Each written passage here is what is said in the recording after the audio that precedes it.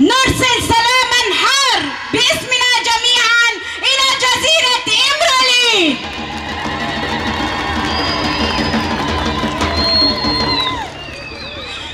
بداية أستنكر وأدين المؤامرة الدولية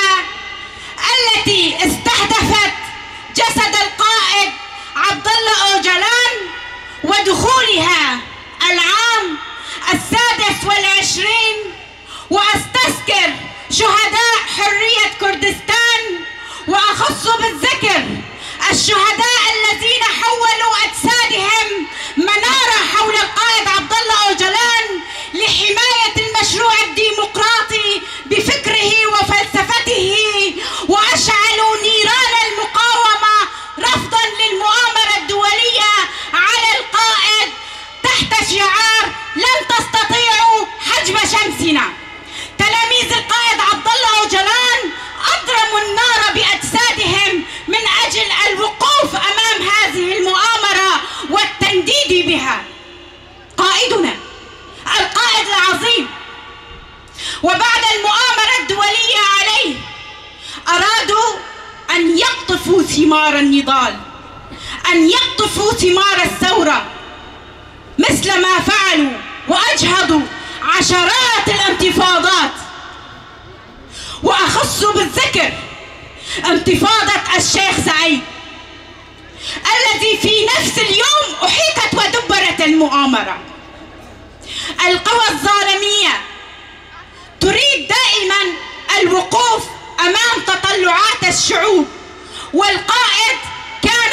آخر رمز من رموز الحرية وممثل الاشتراكية. لذلك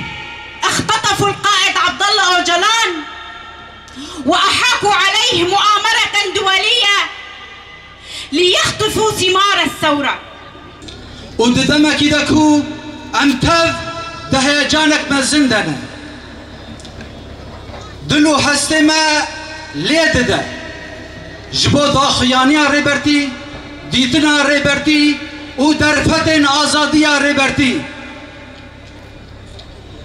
شر جيهان يسي يمين بقرتنا ريبر أبو دس بيكريا صلاح 1908 هذا اتحاد السوفيتي هلوشية ريخسترين سوسياليست كومونيست چپگر تف ضعيف بون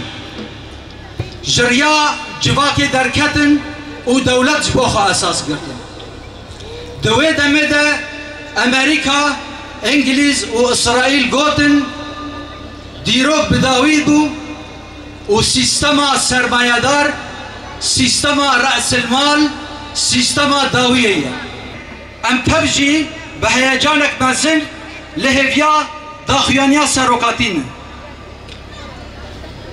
ليش ما تباطي خسن انت كوشينه بلمبكن تجريده بشكينن سيستما امرالي جورتي راكن وريبرتي آزاد بكن دسروك شاد آبه